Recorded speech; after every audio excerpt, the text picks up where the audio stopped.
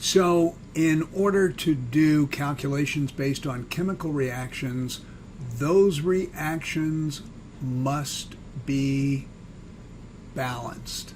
Okay, and we know how to balance chemical reaction. Think of it this way. If you were going to bake a cake, but you had to bake 2 cakes, you would have to have the recipe, number of eggs, the number of cups of flour, etc., etc. So it's the same thing with chemical reactions. So why do we want to do calculations based on chemical reactions? Well, let's say I've got A reacts with B to produce product C, and I want to know how much A is required to react with some specific amount of B. Let's say I have a specific amount of B, and I want to know how much A do I need to go get in order to completely react with all of the B that I have. I could also ask if a specific amount of A is provided, given that I had an unlimited amount of B, and that would be my assumption, how much product C could I make? And then I could also ask if I needed a specific amount of C, how much of reactant A would I need to go get off the shelf if I had an unlimited amount of B? Maybe B comes out of the atmosphere. Maybe it's oxygen. Okay, and I'm trying to make a specific amount of C. Okay, let's take a look at a balanced chemical reaction. I've represented it in 2 different ways. This is the way we normally see a balanced chemical reaction. I just wanted to make sure that you understood exactly what we were representing here. That's all this representation is. 1 mole of dinitrogen, 3 moles of dihydrogen, just H2, and then 2 moles of NH3. This is nitrogen, and each of the yellows, those are hydrogens all the way around those 2 molecules. All right, so here's how we work this kind of calculation. We need to relate the number of moles we have of one reactant to the number of moles we need of the other reactant, or alternatively to the number of moles of product that we want or we're going to produce. All right, and we do that through a device that we call the mole to mole ratio. You may recognize this is put together in dimensional analysis format. We have an X factor. And here's what this problem says. Given that you have 3 moles of hydrogen, how many moles of nitrogen are required to completely use up all 3 moles of hydrogen? And notice that we aren't concerned in this particular problem with ammonia, NH3, only with nitrogen and hydrogen. All right, so here's the deal. The X factor winds up being the numerator in what we call the mole to mole ratio. And we get the mole to mole ratio from the coefficients from the balanced chemical reaction. If there's no coefficient, it's understood to be 1. The coefficient of hydrogen in this case is 3. So the coefficient of the X factor goes in the numerator of the mole to mole ratio. So now when we multiply across, moles of hydrogen will cancel, we'll wind up with moles of nitrogen, and we get an answer of 1 mole of nitrogen. So let's work this problem again. Let's just step it up a little bit. We're going to double the amount of hydrogen that we need to consume. Our X factor is still moles of nitrogen, so it's still the numerator in the in the mole to mole ratio, which is just the coefficients from the balanced chemical reaction. All right, and so we do the math. Moles of hydrogen cancel, and we wind up with moles of nitrogen, and it's just going to be 2 moles of nitrogen. All right, we can also use this technique to figure out how much product we can produce. So in this particular case, here's the deal. I've got 8 moles of hydrogen. Now, nitrogen isn't mentioned, so we're making an assumption about nitrogen. it exists in excess or an unlimited amount. Maybe I'm getting it from the atmosphere. So I do not need to worry about reactants that exist in excess, only reactants that have some limited amount. And so I have a limited amount of hydrogen here. My X factor is moles of ammonia, so I know that's going to be the numerator in my mole to mole ratio. Okay, mole to mole ratio. And so my coefficient of ammonia is 2. It's in the numerator of my mole to mole ratio.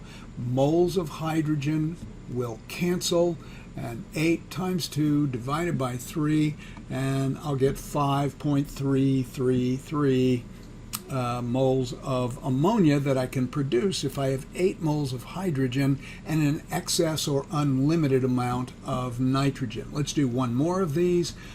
In this particular case, I'm not concerned with the ammonia, with my product. What I'm saying is I have 12.7 moles of nitrogen, and I need to know how many moles of hydrogen will be required to completely use up or consume all of that nitrogen. My X factor is hydrogen, so it's going to be the numerator in my mole to mole ratio. And so I wind up with moles of nitrogen canceling. I wind up with moles of hydrogen, which is 38.1 moles of hydrogen that I'm going to need to completely consume 12.7 moles of nitrogen. Okay, so that's how we work those problems. The format is going to be pretty much the same for all of the problems that we'll do, but let's make it a little bit more complicated. So unit conversion for these calculations has to go through moles.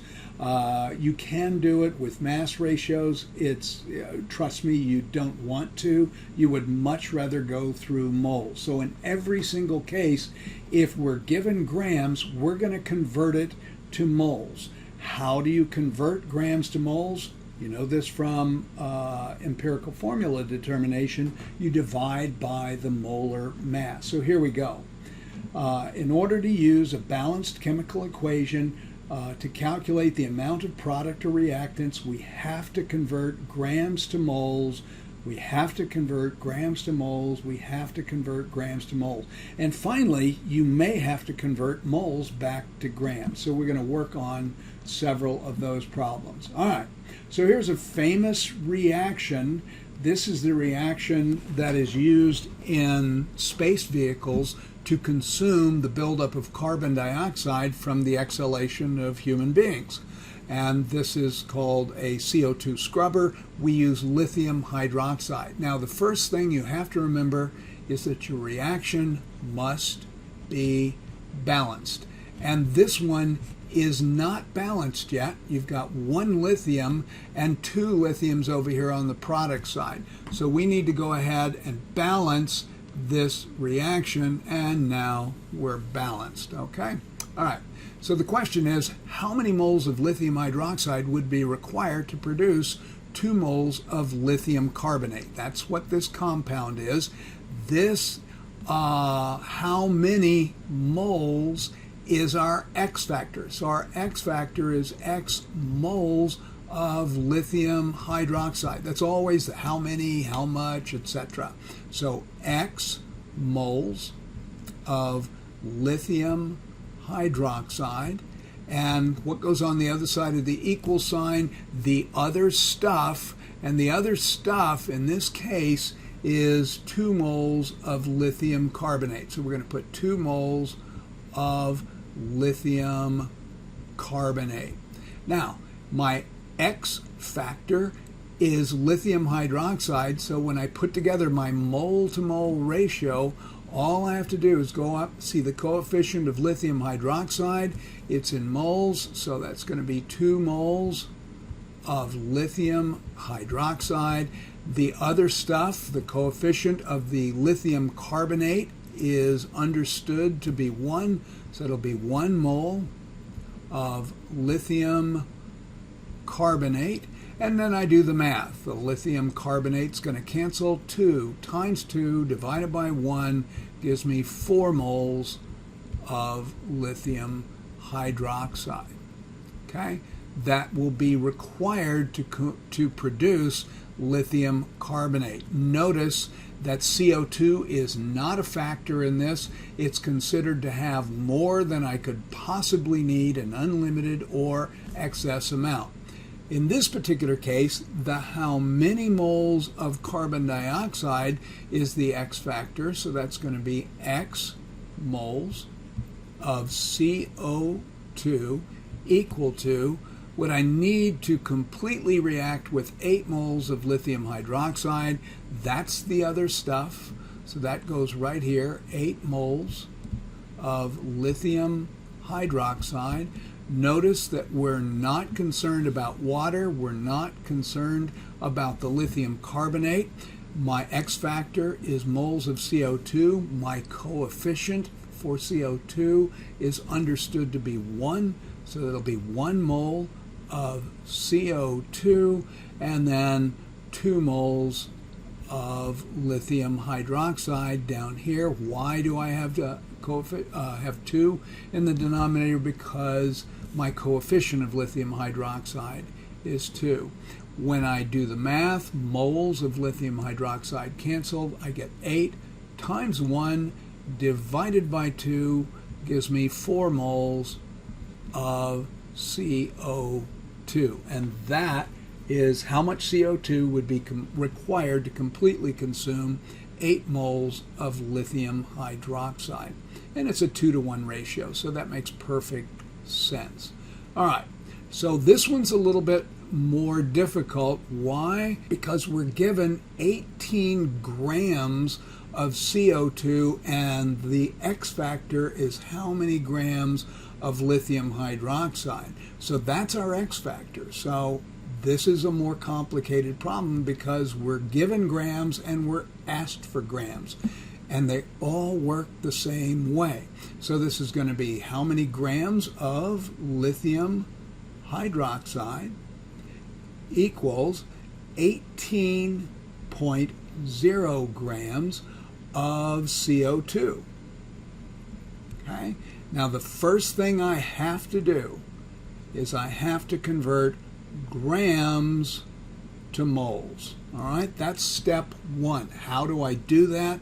I divide by the molar mass. 12.01 for carbon plus 2 times 16 gives me a molar mass of 44.01 grams for every 1 mole of CO2. All right, so that gets me out of grams of CO2. The next step is the mole to mole ratio from the balanced chemical reaction. This is going to be moles of CO2 here, and this is going to be moles of my X factor, because remember, the X factor is what goes in the numerator, and I go up here and I remind myself that the coefficient is 2 for lithium hydroxide, my X factor, and the coefficient for CO2 is 1. And so when I multiply and divide across, moles of CO2 will cancel. So step 2 is the mole to mole ratio. And then finally, I need to go from moles of lithium hydroxide to grams of lithium hydroxide. All right, and every 1 mole of lithium hydroxide, and you know what? I don't know the molar mass of lithium hydroxide. Let's go ahead and calculate it. Lithium has a molar mass of 6.94, oxygen a molar mass of 16, and hydrogen a molar mass of 1.01 grams per mole. So lithium is 6.94 grams per mole, oxygen is 16, and hydrogen is 1.01. That gives me 23.95 grams per 1 mole of lithium hydroxide. And when I multiply and divide across, moles of lithium cancel, and I wind up with my X factor, which is grams of lithium hydroxide. Let's see what we get. So how many sig figs are we going to have? Well, we started with 3. Okay, that's 3 sig figs. And we don't have to worry about the molar masses because we've got 4 sig figs for all those. So that's going to be 18 divided by 44.01 times 2 divided by 1 times 23.95. And that gives us 19.59 grams, but we can only have 3 sig figs, so our actual answer will be 19.6 grams of lithium hydroxide. Okay, so let's just take a look at everything we've done here. We went from moles to grams. So we have grams to moles, mole to mole ratio, and then moles to grams. How do you convert grams to moles? Divide by the molar mass. Then you have the mole to mole ratio, which are just the coefficients from the balanced chemical reaction.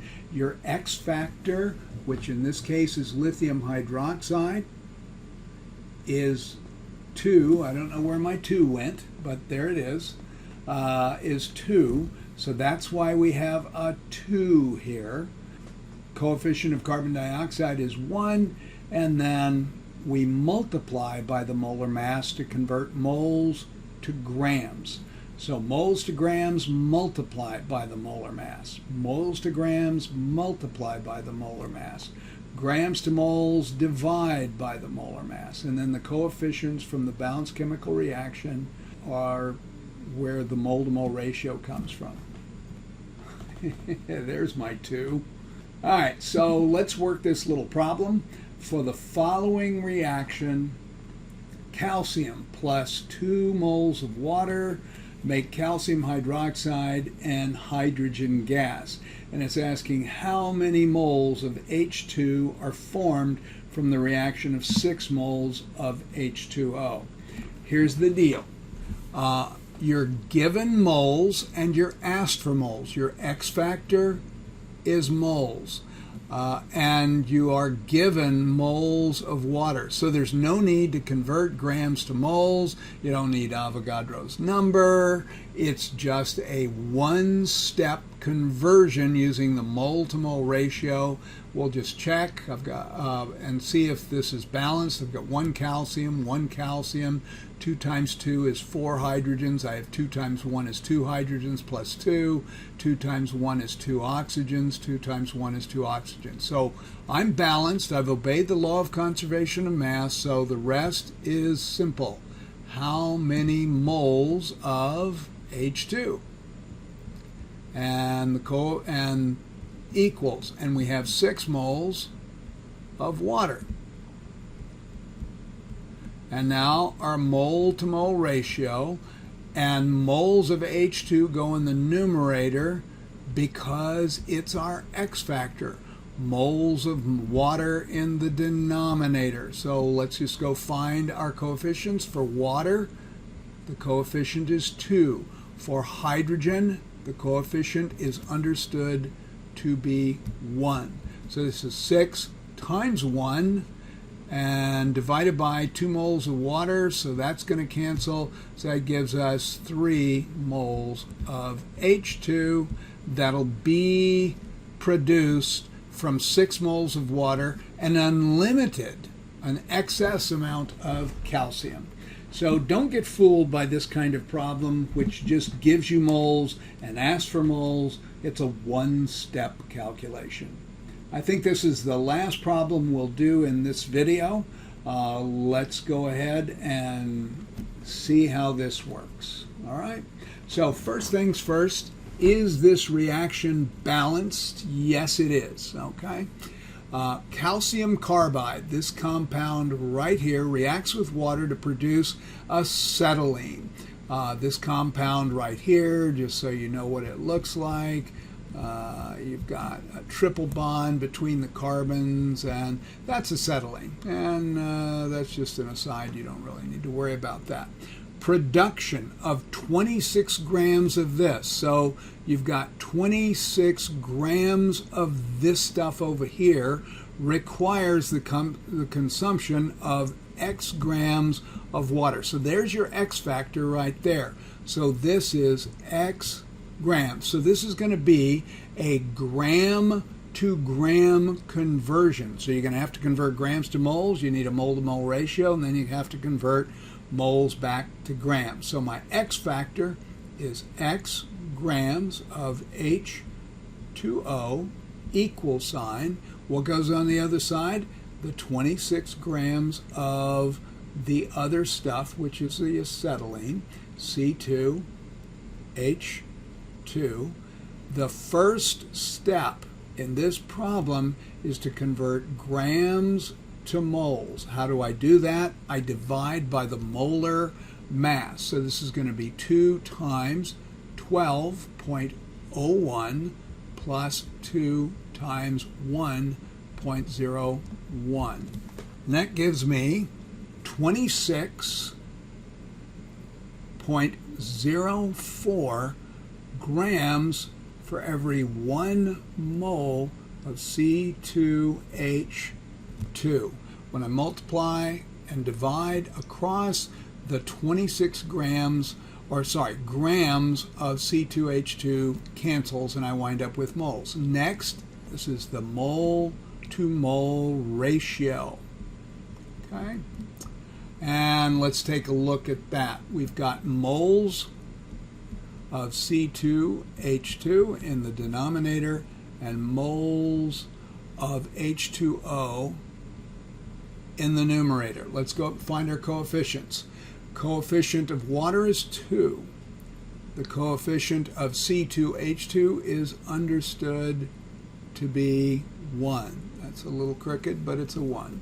So that's 1. When I multiply and divide, moles of C2H2 cancels, and I wind up with moles of H2O.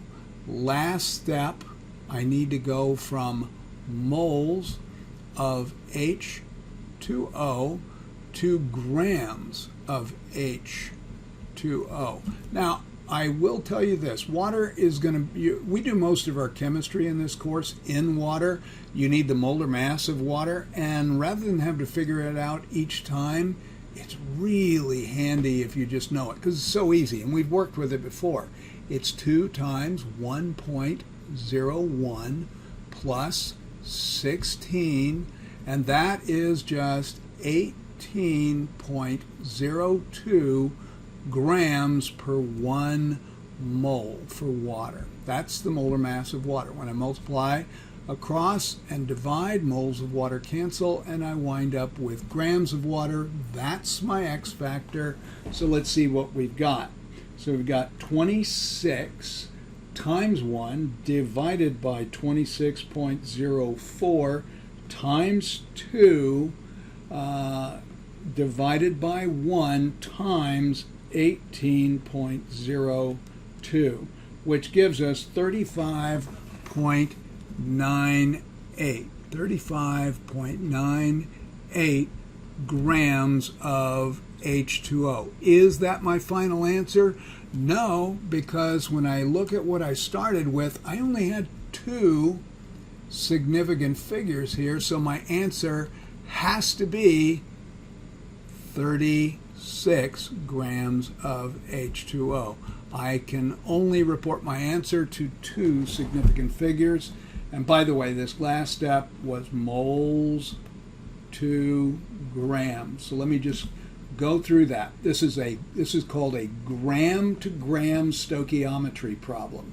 So in a gram to gram stoichiometry problem, you convert grams to moles by dividing by the molar mass.